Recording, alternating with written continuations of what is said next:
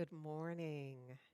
Good morning, heart and soul. Thank you for tuning in from home or car or bed or wherever it is that you are, a coffee shop, anywhere, at the lake, wherever you are. Thank you for tuning in for Heart and Soul. And some of you may be watching this as a recorded experience. And so I'm just grateful that you are including us.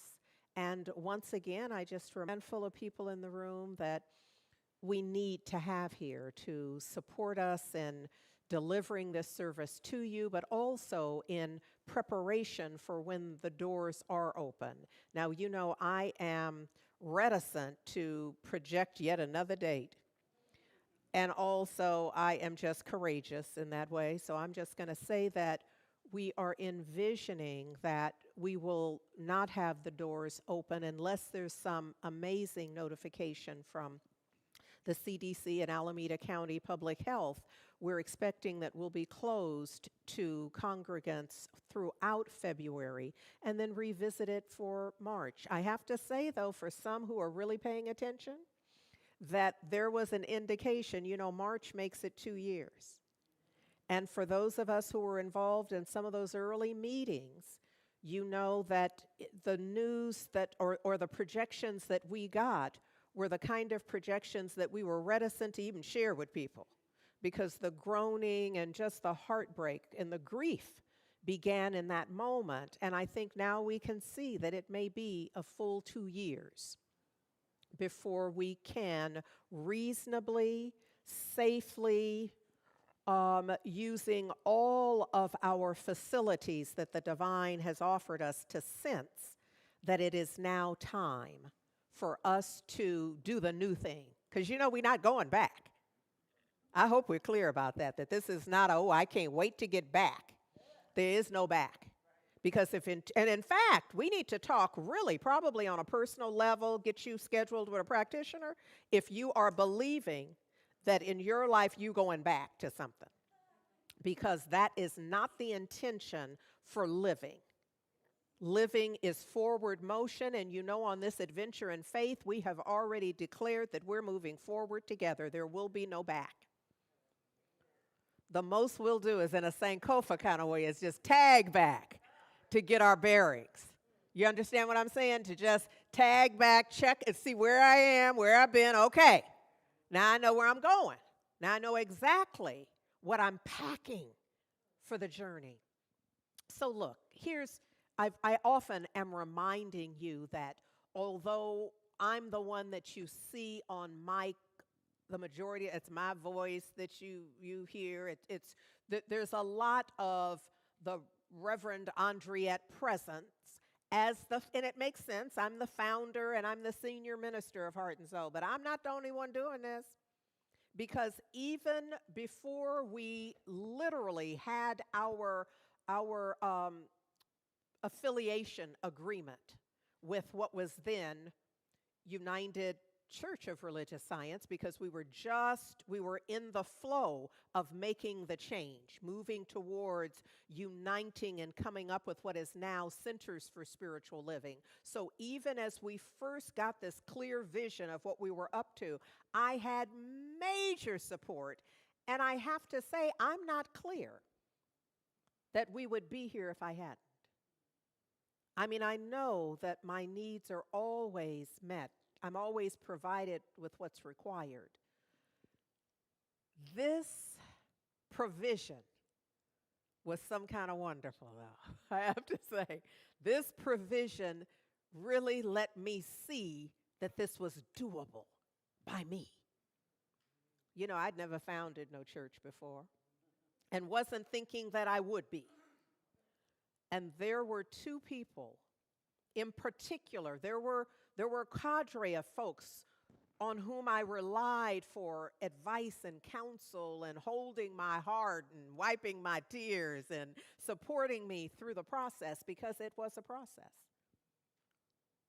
What I'm talking about now, the folks I'm talking about now, are the two ministers who met me right where I was at the time and said, oh yeah, we're here for the duration.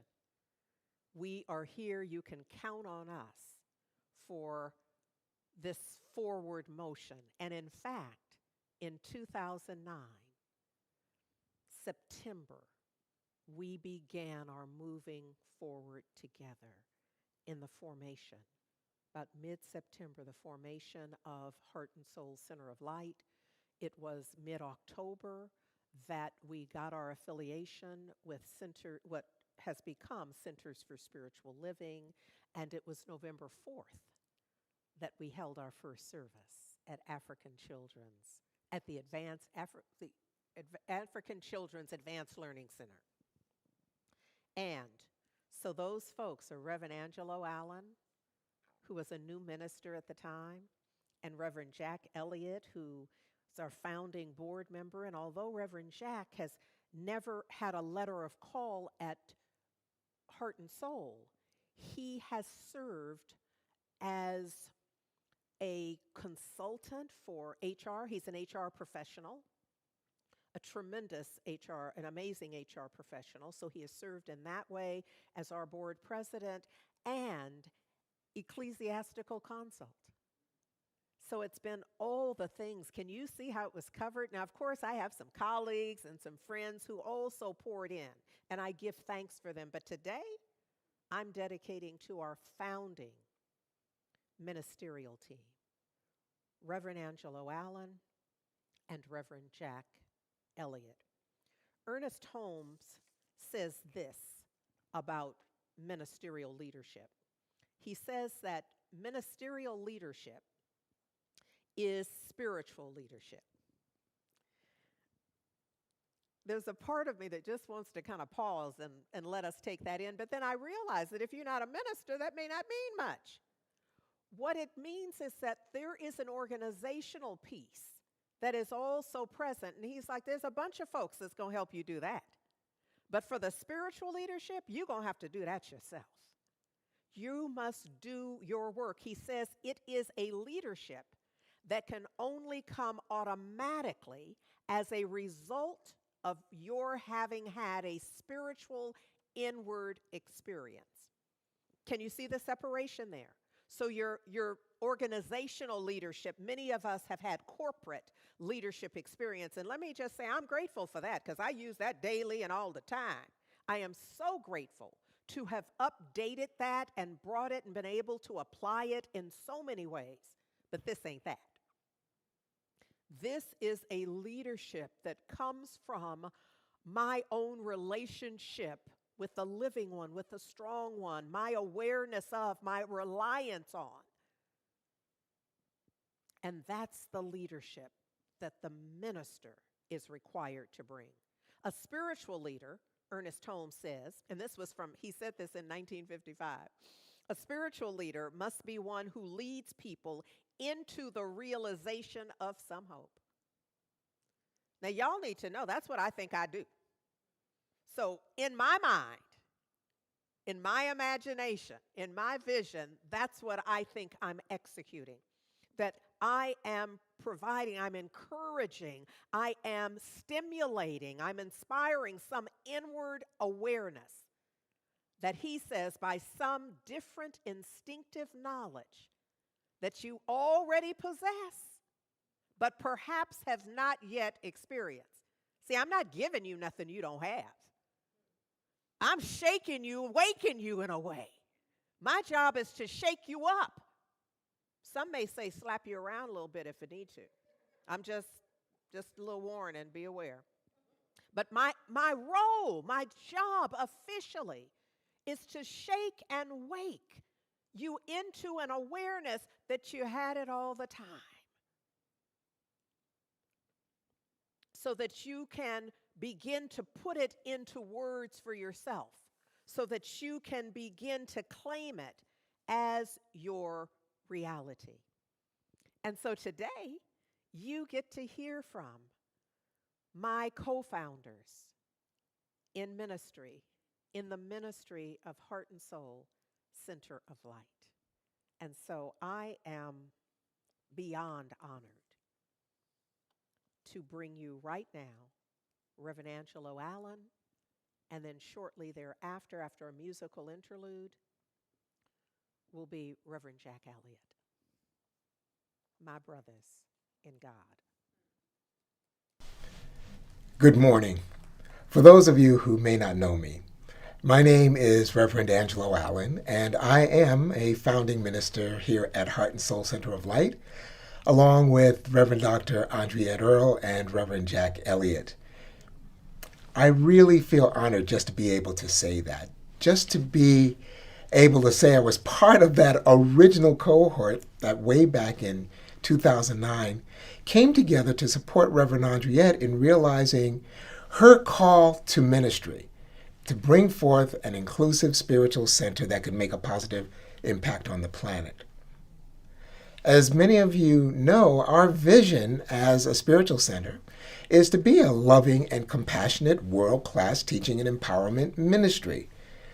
What you may not know is that the genesis of that vision came about solely because of Reverend Andriette's willingness to accept that as her call. So part of why I'm here today is to talk about the call to ministry and try to get a handle around, well, what is that?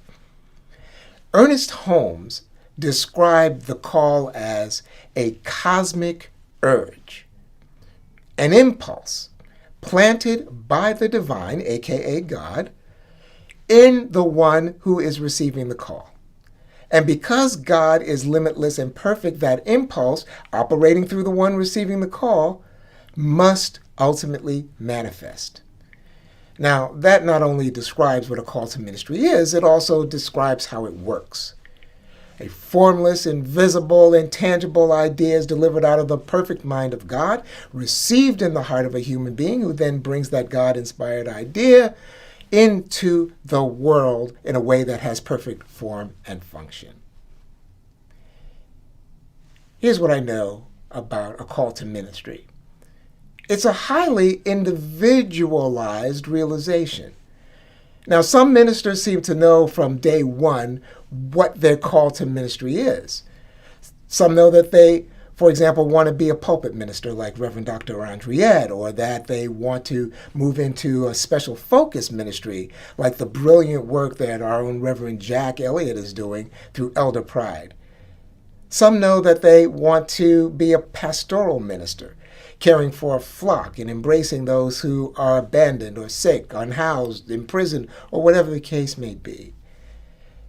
My point is that there are countless pathways to express a call to ministry. The only requirement is that one needs to hear the call and accept the call. And so with that backdrop in mind, I want to share with you my own perhaps curious path to ministry, and certainly circuitous path to my call to ministry. In November of 2009, I was a brand new minister, and that's when we opened the doors for public services at Heart and Soul Center of Light for the very first time. I had had my ministerial license for less than 90 days. And in a spirit of absolute transparency, I have to tell you, I had no idea, after 4 years of rigorous ministerial training, what my call to ministry was. And that left me feeling, frankly, disappointed and confused. But here's what I know about confusion. I know that within every cloud of confusion, there is the shining light of an opportunity to have a revelation of truth. And so I began that journey, unbeknownst to me. One day, shortly after we first opened the doors, when Reverend Andriette came to me and said, you know, Heart and Soul Center of Light needs to have a Department of Education through which we can operate classes on a regular basis and educational programs of various kinds, workshops, what have you. And I want you, Reverend Angelo, if you're willing, to be the director of education for Heart and Soul. Well, my jaw just about hit the ground because the truth is I had zero experience setting up any kind of framework for an academic structure that would support what she just described. No experience at all. And so I needed to tell Reverend Andriette, well, what I actually said was, yes, Reverend Andriette, I am willing. And so I became Heart and Soul's first director of education.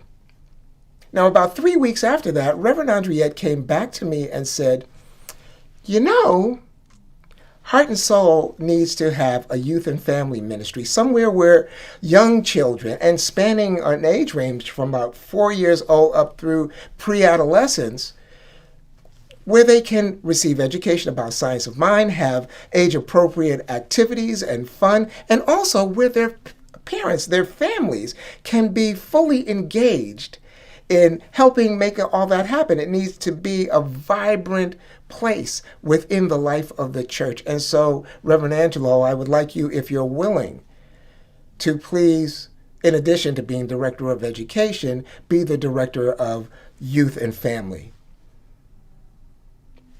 At this point, I just took off my jaw and put it in my pocket because it was just going to fall, hit the floor again.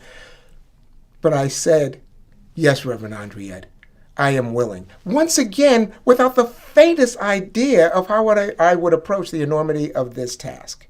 Everything that is involved, from doing background checks on anybody who would come within 6 feet of a minor, understanding how to handle food for children, with the reality of allergies, curriculum, having the space, having the supplies, all of it. And that's just skimming the surface. I had no idea how to do any of that stuff, no experience. I was just willing. A few years later, Heart and Soul was buzzing right along, and we had about 20 to 25 ministry circles. And ministry circles are just functions within the church, such as, like the bookstore, the operating the sound, facilities management, beautification, about 25 areas like that are staffed by a ministry circle leader and supported by volunteers under that leader. And Reverend Andriette came to me once again and said, Heart and Soul Center of Light is a visioning church, and I need every one of our ministry circles to be actively engaged in visioning for any activity or any endeavor that they want to do. And so I'm asking Reverend Angelo if you'd be willing to be our visioning coordinator, in addition to the other stuff. Now, I had never been a visioning coordinator. I had seen it done, but I really didn't have a sense of how I would approach that task. But of course, I said, yes, Reverend Andriette, I am willing. And so that happened in congruence with some of those other tasks that were still going on. And a few years later, in about 2018, I was also delivering the Sunday service sometimes, the Sunday talk. And I had just done a talk one Sunday when a congregant at the end of service came up to me and said, Reverend Angelo, I love the messaging that comes forth at Heart and Soul Center of Light, but I feel very strongly that we need to be live streaming. Now, back then, I barely understood what live streaming was. I thought it was something like television. I couldn't understand at that time, what the value was. But I said, I'll look into it and see if it has any application for, Heart and Soul. Well, that led me into investigating live streaming and reading article after article. I attended a seminar. I actually spoke to a few industry leaders and really began to see how live streaming could not only expand awareness around our brand, but expand our audience around the world. And so understanding that application of technology could help Heart and Soul, I quickly churned out a lightweight proposal for the board and sent it over. Now, a board of trustees can't do everything that comes before it. And I think, they rightly decided, well, there's no urgency around doing live streaming right now. We'll put this on the back burner for later consideration, and I was fine with that. Until March of 2020. In March of 2020, it all got real with the onset of the worldwide global pandemic, where organizations and businesses and certainly churches in the United States and beyond were precluded from public assembly. We could no longer come together inside of a sanctuary in order to deliver the services that Heart and Soul was accustomed to delivering. And so Reverend Andriette quickly reached out to me and said, you remember that proposal you did? Beef it up a little bit. I would like to have your revised version with some detail tomorrow morning. I was only too happy to do that because 10 of us were trying to cobble together some kind of way of being online and presenting our services in that way. Well, the net result was that I was asked to be the director of our live streaming and video production department, which we call Love Streaming at Heart and Soul. And I said, well, of course, yes, I am willing to do that. And so for all of these various jobs that I have had at Heart and Soul,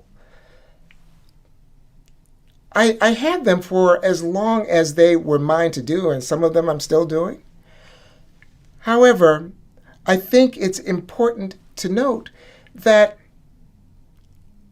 the common thread, if you've been paying attention to anything I've been saying, is that in any of them, I didn't know what I was doing. I didn't have any materials or supply that would support the idea of what I was supposed to do. I didn't know anybody at the time I was asked that could help me figure it all out. I basically had nothing. I myself was a blank slate. And yet somehow, everything that I needed, that we needed as a spiritual center, was made available. Why? Because I was willing. And I began to realize that that was my call. This circuitous path of my ministry through all of these functions and whatever is yet to come is what I have been called to do, to be available and to be the place of willingness where God's perfect idea can take hold. And my willingness has only got to be not to do what I want to do, but to allow that to be fulfilled by God. Why am I telling you all this? Because the same is true for you. Whatever it is that you need to do or you're being called into by a divine urge, that thing, whether it's an urge to be in a loving relationship, an urge to be more prosperous, an urge to write a book, an urge to be in a new line of business, all of that is God inspired. All you have to do is be willing and know that there is a way that is already provided for you, whether or not you know what you're doing, whether or not you've got any of the material supply. That's my real message this morning. That and the realization that I know who I am now. And I want to very, very quickly frame this up in a way that is easily understood. You know, way back in 2009 when we first started, a very dear friend bestowed on me a nickname, which some of you are familiar with. It's Revelo. It's just, Rev with the last 3 letters of my first name smushed together, Revelo. And I really loved that name at the time. I've never been a stickler around titles or whatever they're supposed to mean. And so I accepted Revelo, and over time, many people have called me Revelo at Heart and Soul. Well, now it's 12 years later. And one day, about a year ago, I was in a grocery store somewhere, and somebody came up to me and said, "Oh, hello, Mr. Revelo." And I barely understood who they were talking to. And I said, "No, my name is Angelo." And the woman said, "Well, aren't you at Heart and Soul?" I said, "Well, yeah, but My name isn't Revelo. It's and so there was all of that, and it happened again somewhere else, something very similar. Well, here's what I know, and it's important to say I've decided to just lovingly release that delightful sobriquet, that nickname of Revelo, and to fully stand in the truth of who I am. I am a minister of God. My name is Reverend Angelo Allen. Thank you so much. Peace and blessings.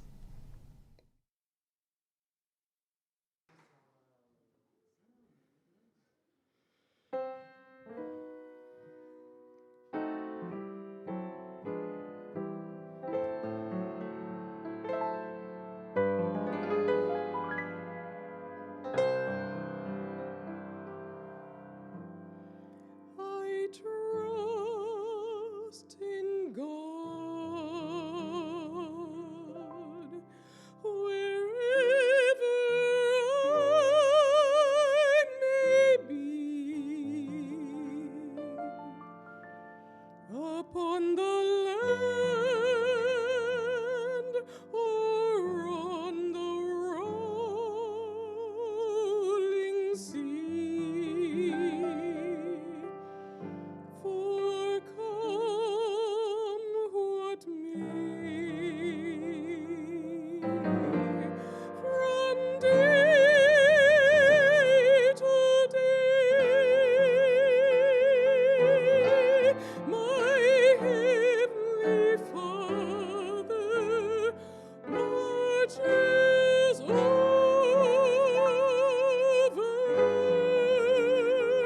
me. I trust in God. I know He cares for me.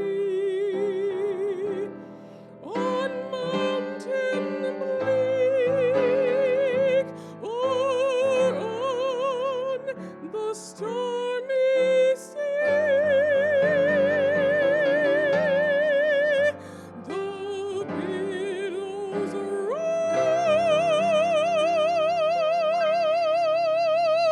He keeps my soul.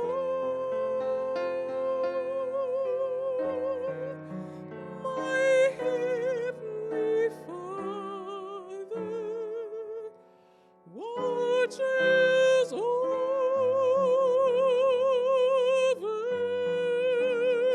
me. He makes the rose an object of His care. He guides the eagle through the pathless air, and surely He remembers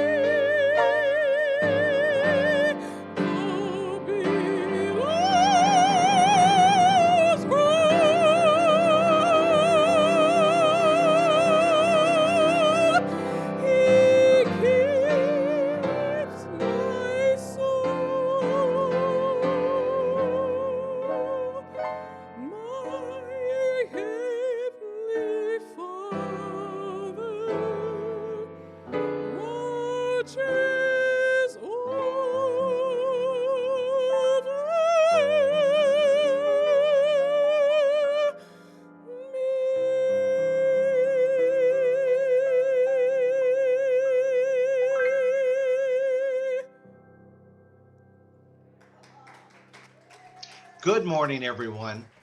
I am Reverend Jack Elliott. I am the founding president of Heart and Soul Center of Light. I am so happy to be with you this morning. And I want to talk to you this morning about the divine urge or a minister's call to sacred service. You know, I answered the call nearly 35 years ago. A divine urge, as Ernest Holmes describes it in The Science of Mind, is a calling that you cannot ignore. Your life is forever changed once you receive the call. Once you know that ministry is yours to do, your journey is defined that way, where you can individualize the process, celebrate your gifts, and become the minister you were meant to be. Within the Centers for Spiritual Living, there are multiple ways that you can be a minister. There are founding ministers, there are senior ministers, spiritual directors, associate ministers, staff ministers, even chaplains. But here's what's common amongst all of them. They have all been trained, they have all been taught, they have all been vetted in a similar fashion. In fact, they all have a license that they are ministers within the Centers for Spiritual Living organization. Now, there are other ministers that you're aware about, and those ministers are by appointment. So, for example, a senior minister or a founding minister can appoint a minister of music, a minister of education, a minister of administration or operations, or even over chaplaincy. So there's that opportunity for them to fulfill their ministry, if you will, but by appointment, which means that they're serving that particular center because of the gift that they bring to the table. You know, our ministers that are licensed through the Centers for Spiritual Living are the ones that lead our centers, our teaching chapters, and our focused ministries. But we also know that there are ministers out there in the world doing some stuff. There are people out there that we call allies, people that we lift up at Heart and Soul as honorary members. Folks such as Susan L. Taylor, Michael Eric Dyson, Iyanla Van Sant, Mary Morrissey come to mind. We claim them as our own in so many ways because they're fulfilling their ministry as authors, as producers, as editors, as television program hosts. They're out there doing it. You know, I'm also reminded that when I came up, my church that I grew up in, the Christian Church Disciples of Christ, had what was known as a Timothy. I was their Timothy. And Timothy is based on the teaching in the New Testament. Theologians learn that Paul had a commitment to lift up, to teach, to mentor, to empower Timothy. He did so because he felt that Timothy met the qualifications. He was well equipped for the job. He had the skills to do the job. He was empowered for success, and he was beloved by his community and ready for it. Well, we don't have such a Timothy program at Heart and Soul Center of Light, but we do have one of our own that has risen up to answer the call to ministry. Reverend Sonja Russell. She got the urge, she got the divine nudge to answer the calling. She went to ministerial school, and I am so happy to report that she recently graduated from ministerial school. Congratulations, Reverend Sonja. She was also recently awarded her provisional license with the Centers for Spiritual Living. So what does that mean? That means she's ready to embark on a journey not unlike Timothy, to have the sponsorship, the coaching, the mentoring, the additional leadership training, the commitment to continuous improvement that will empower her as she embarks upon her journey to fully knowing her calling as a minister. We congratulate her on her provisional license. We know that she has the love of our community. And so today, I hope you join me in lifting up Reverend Sonja Russell as we say, congratulations on graduating, congratulations on receiving your provisional license. And as we say at Heart and Soul Center of Light, Salvona.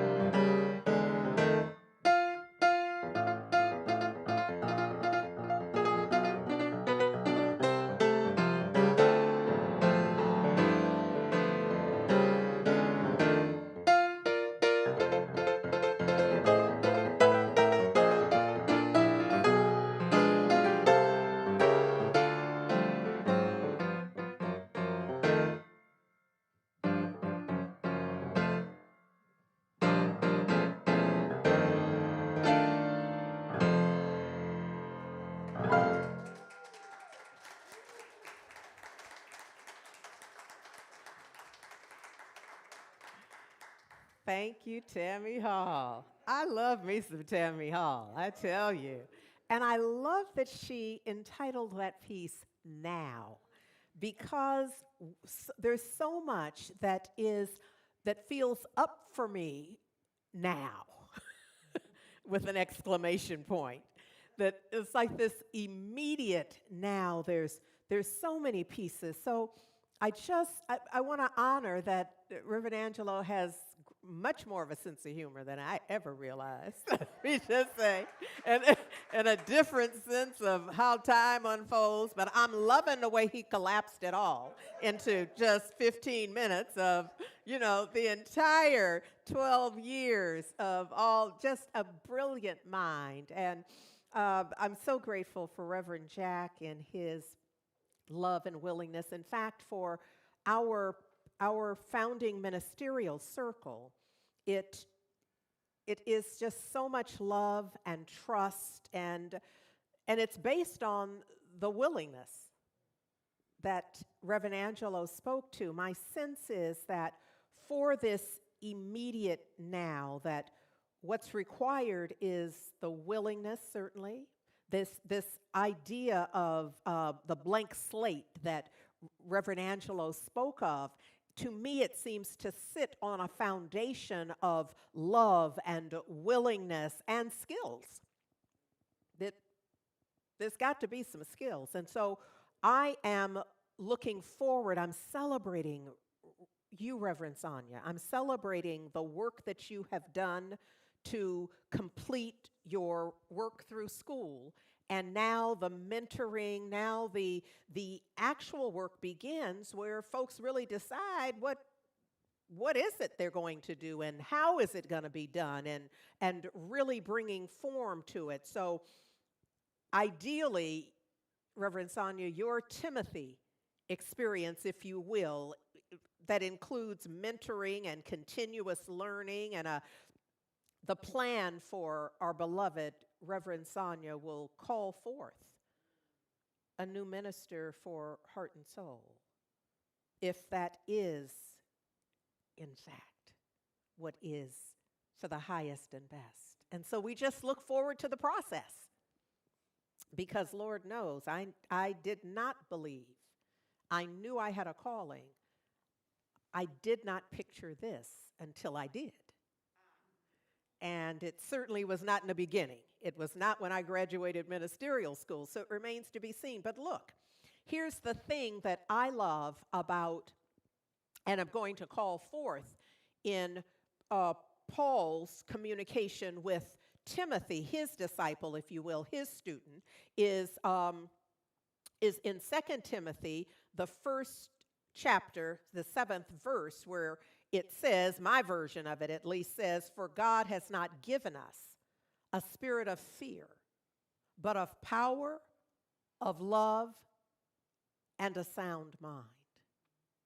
And in truth, when any translation that we have of Scripture is from some translator. So this Scripture in particular, if you look in a variety of translations, just pick some, you won't necessarily find sound mind.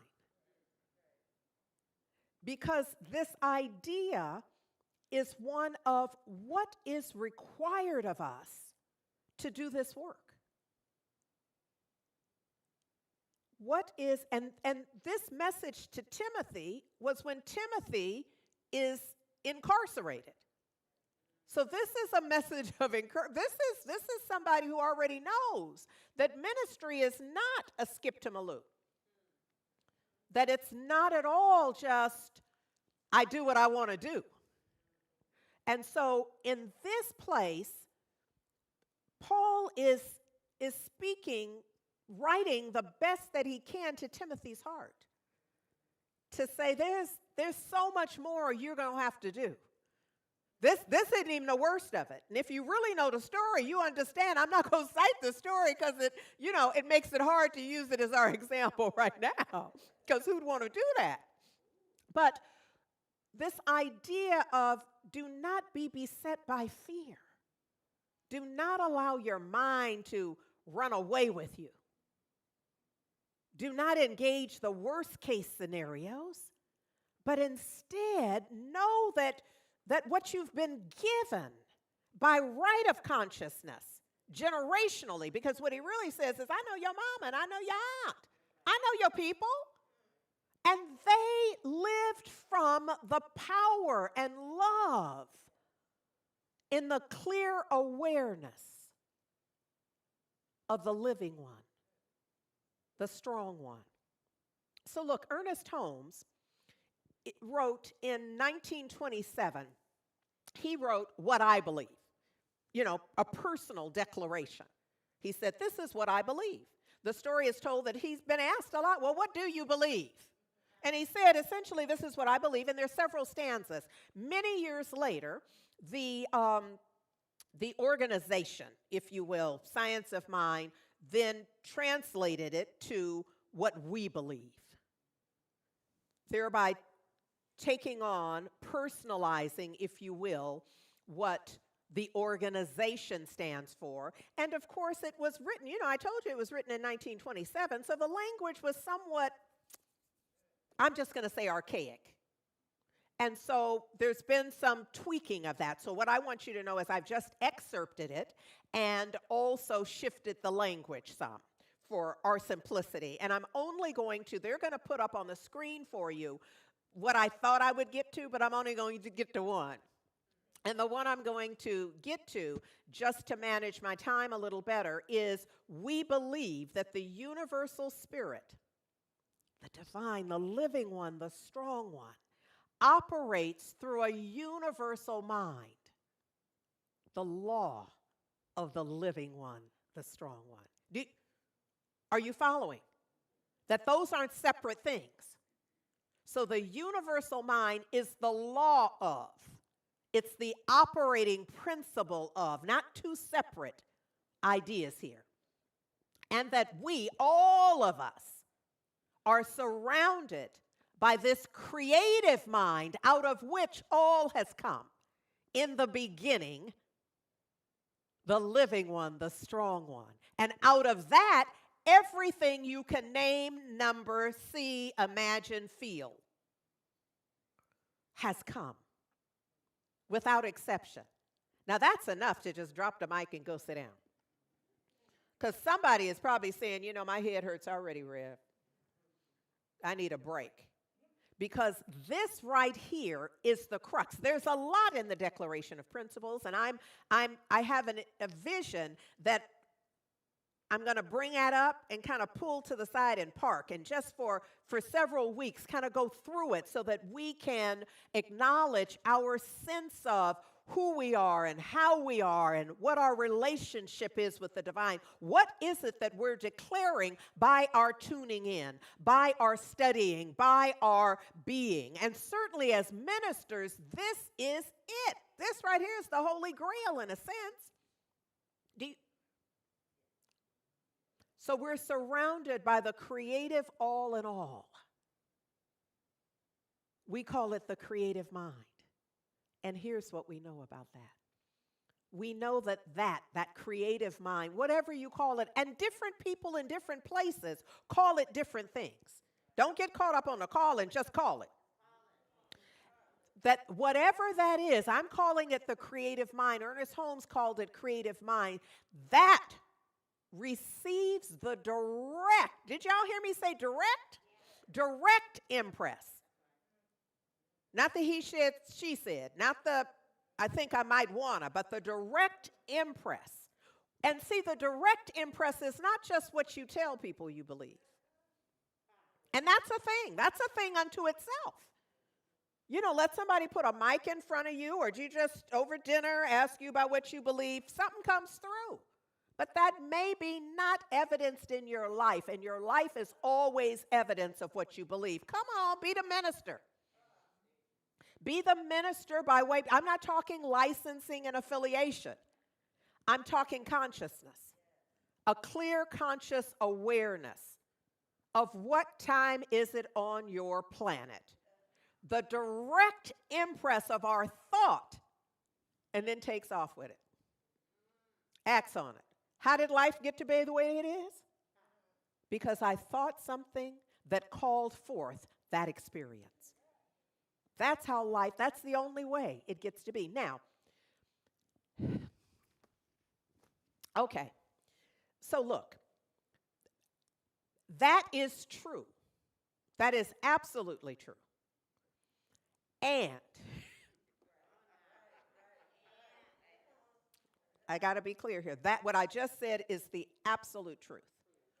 What we must simultaneously at the same time allow for is from whence we're coming. So that means I once saw, and I wish I brought it here. There's a great image of, there are two images that we're comparing here.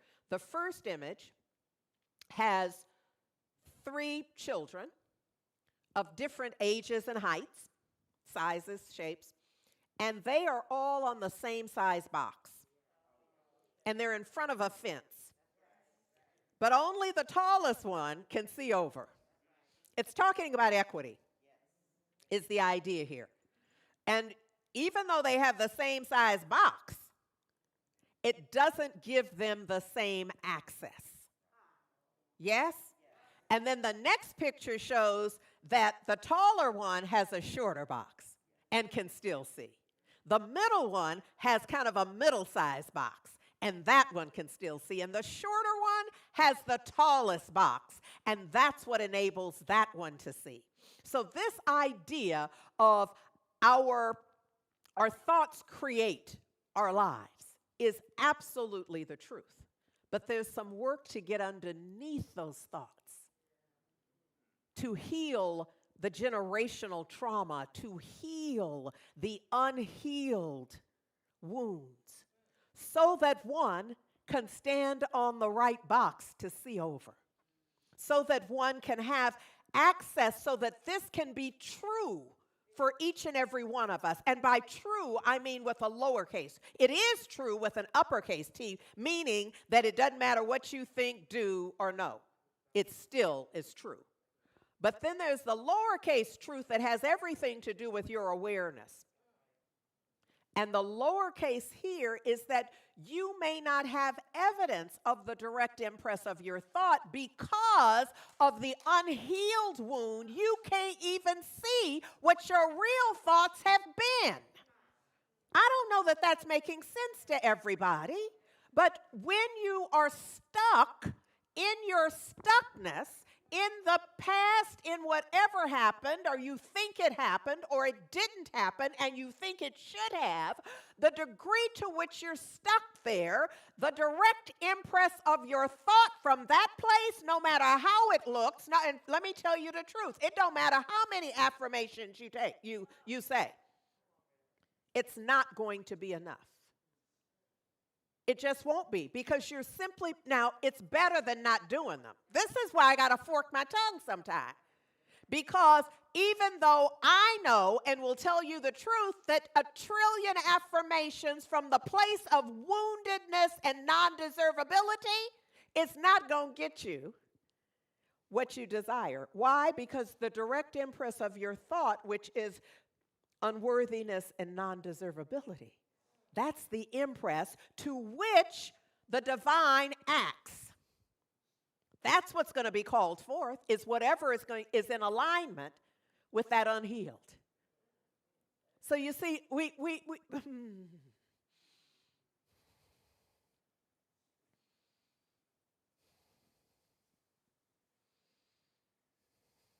this is my work. This is my work.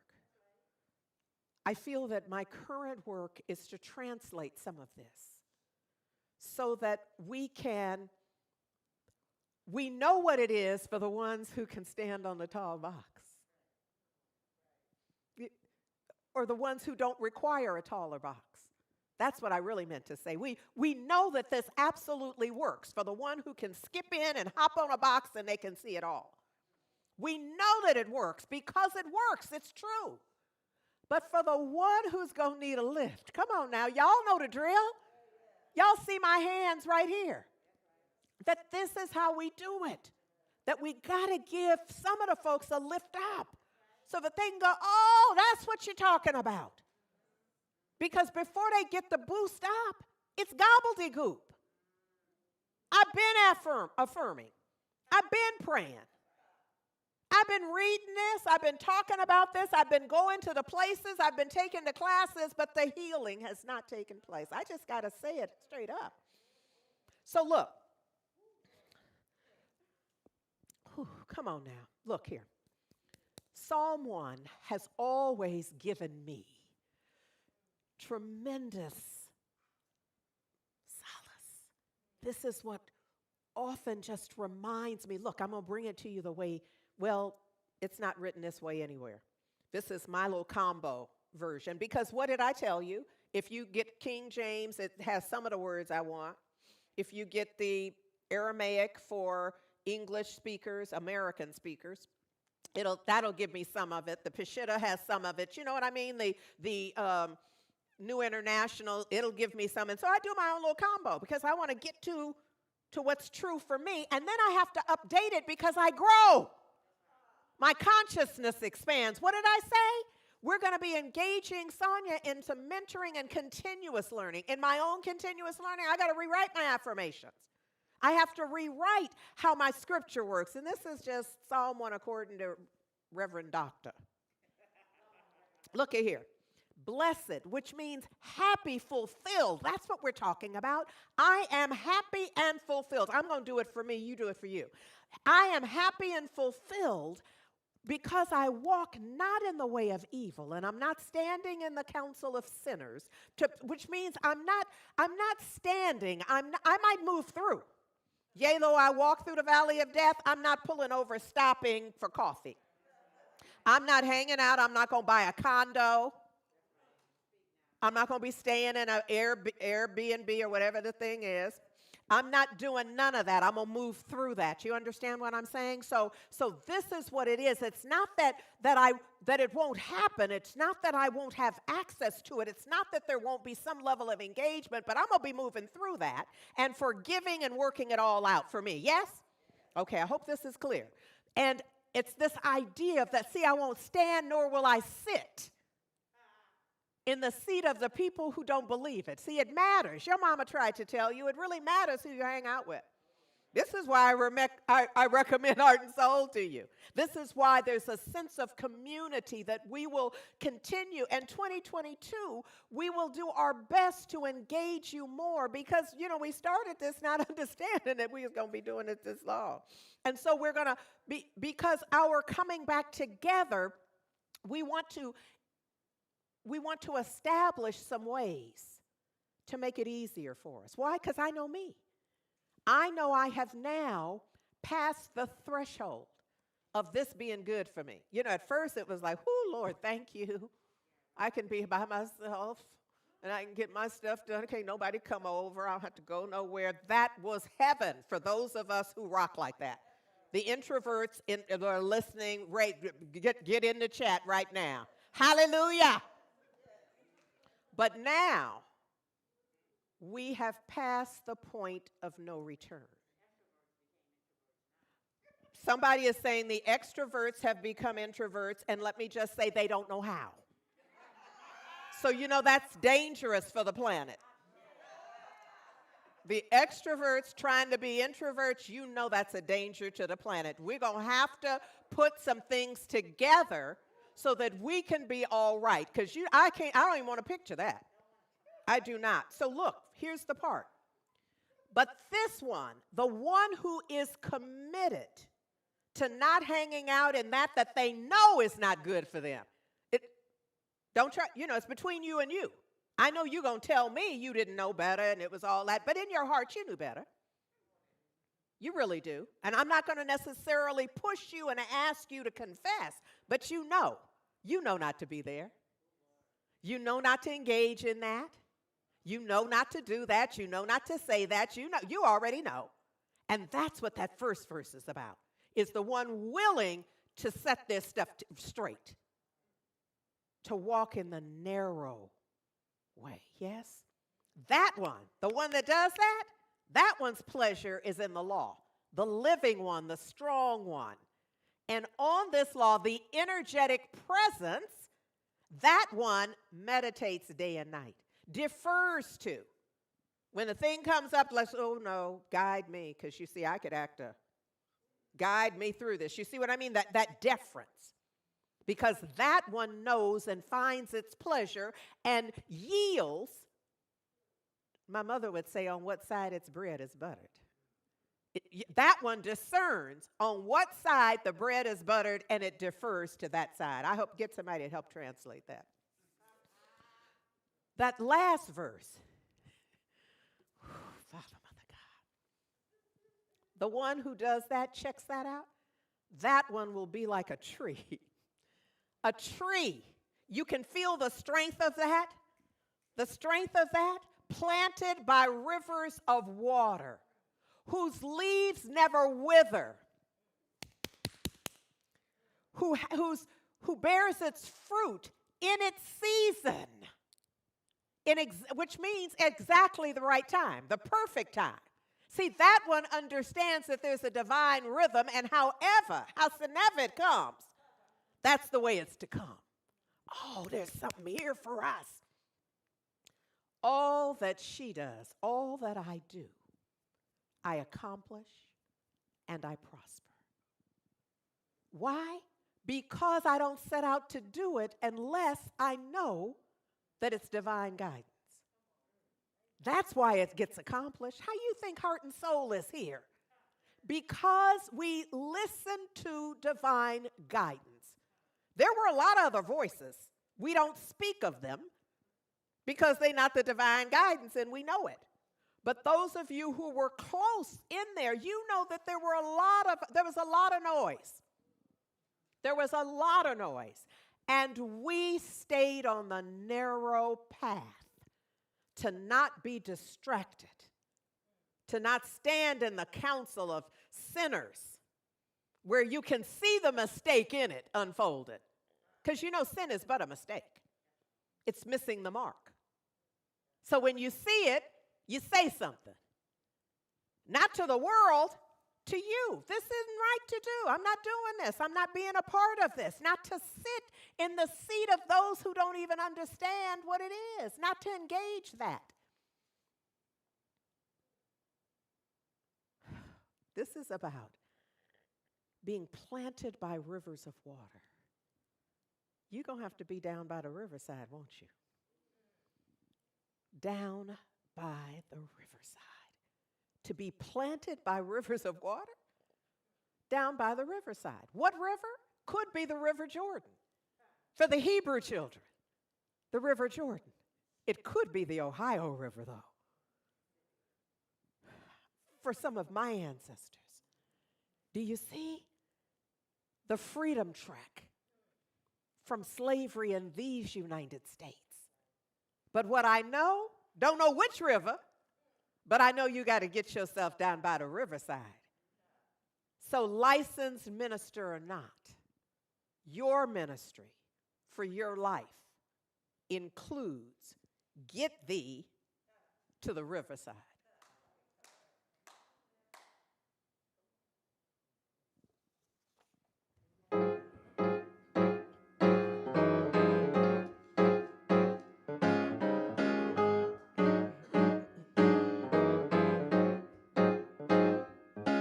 Gonna lay down my burden down by the riverside, down by the riverside, down by the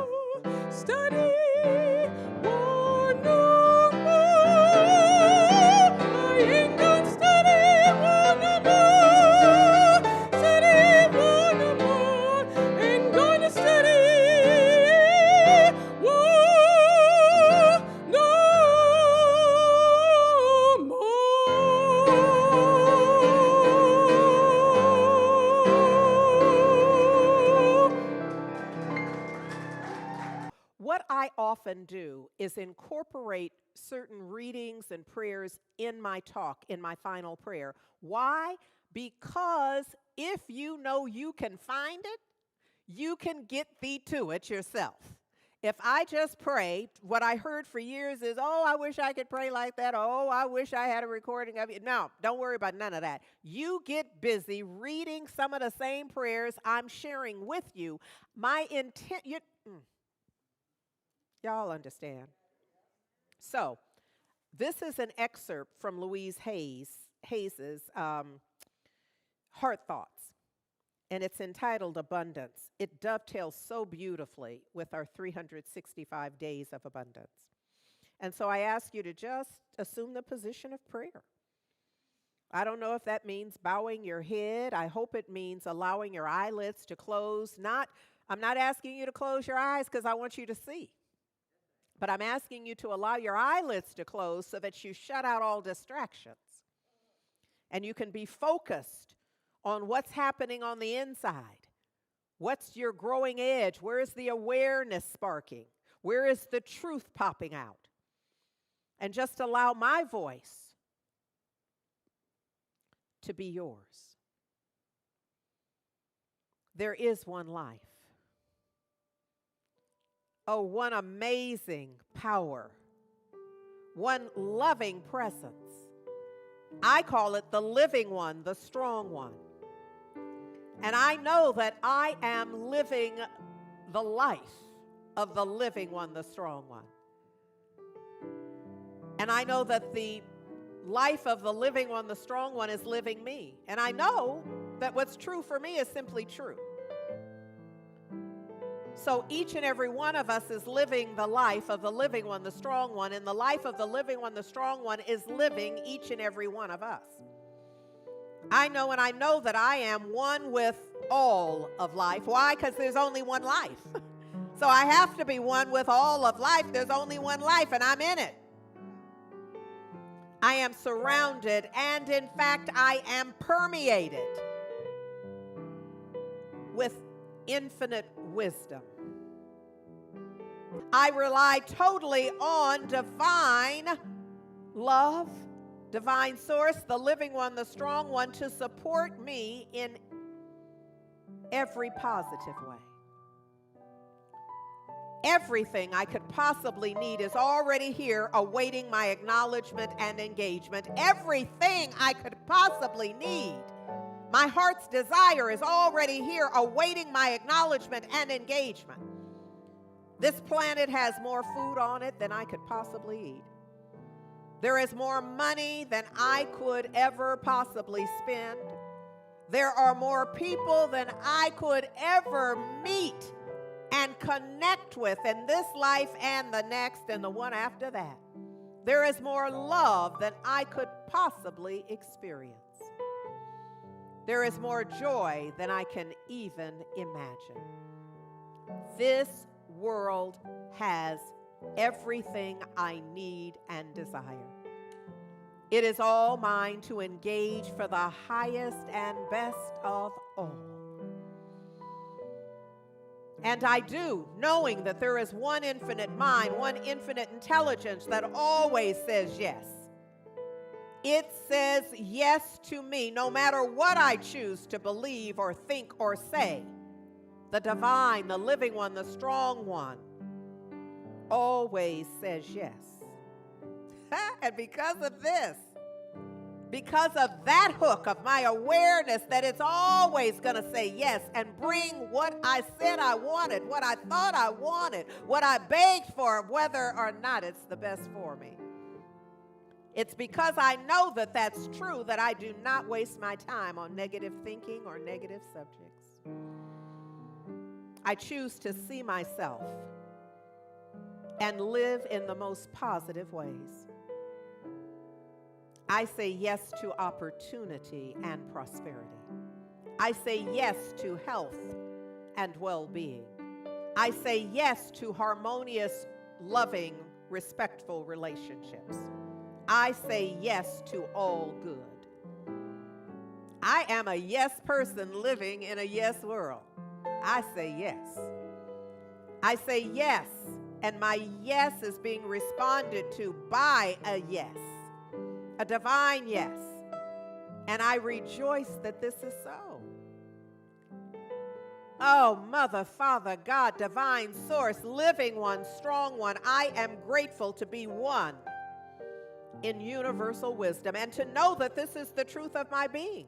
To know that I am backed by a universal power that is all in all, that I rest and I sleep well at night, knowing that it's done unto me as I am believing. And so I use this moment, these words, to shift my believing, to align it with perfect truth. I give thanks to the living one, the strong one, for all that is mine to enjoy in the here and now. I am grateful. My heart overflows with thanksgiving, divine appreciation, and gratitude for this awareness, for the divine unfoldment, for the presence of irrefutable law acting on this word, clearing the way, manifesting truth, light, love in my life and the life of all who declare it, who know it to be so. I simply seal this word and I release it into the perfect activity of law, which I know is love, divine love, and I let it be, knowing it cannot possibly return void, but it must absolutely produce in like kind. So sealing this for all eternity, I simply say Ashe, Ashe, Asheo, and so it is. Amen. Love matters, y'all.